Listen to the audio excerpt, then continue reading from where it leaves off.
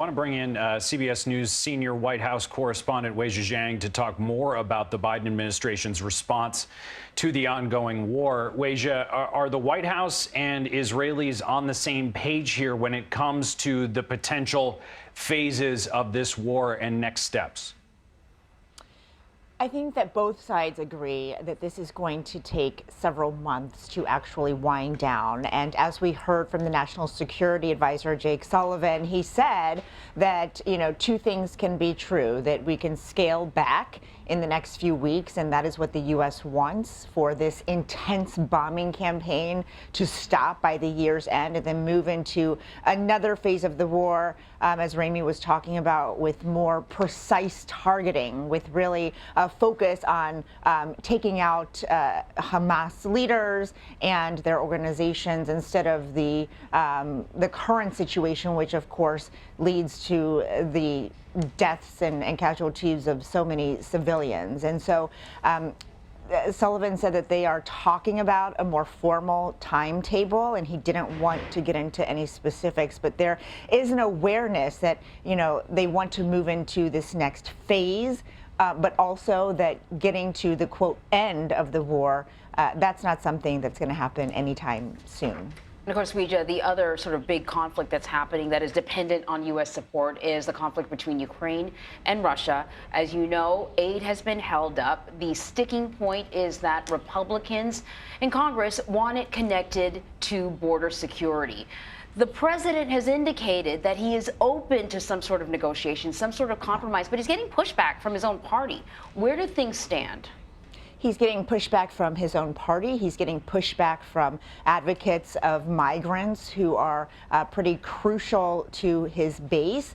And that is because the White House is now saying it is open to a couple strict policy changes that are mind-blowing to many Democrats and these advocates, because they are a sheer reversal of what the Biden administration has stood for so far with regard to its immigration policy. When you're talking about expelling migrants before they have the opportunity to apply for asylum, when you talk about mass detentions and mass deportations, advocates are saying this is actually one-upping the Trump administration in many ways. So there is a lot of anger over just even the potential to opening that door. But as you know, as we have been reporting, Republicans are not budging. They don't want funding for the border. They want massive policy changes, and that is the holdup here.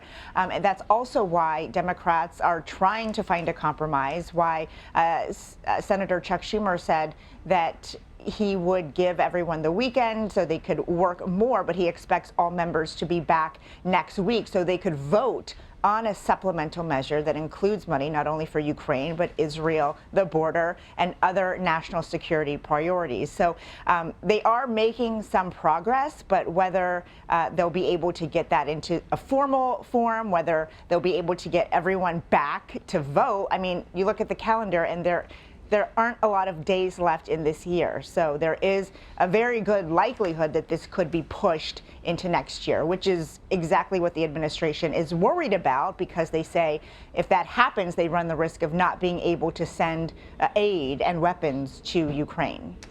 Weijia, I'm curious because the disconnect between the president and the more progressive wing of the Democratic Party, how deep is it right now over issues like immigration and support for Israel?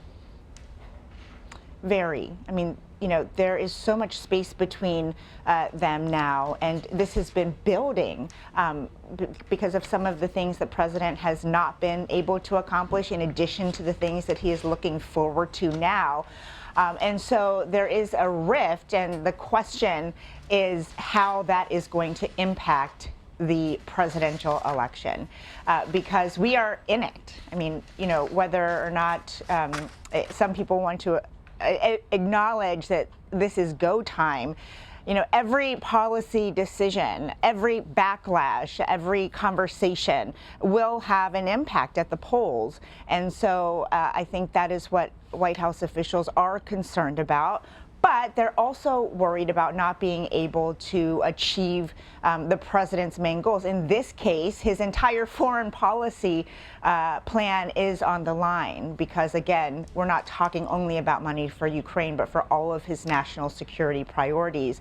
And so that's why they feel like they have to give here. But to your point, he is frustrating and angering many in his own party. So he's going to have to do a lot of massaging with those lawmakers, with those supporters as this goes on.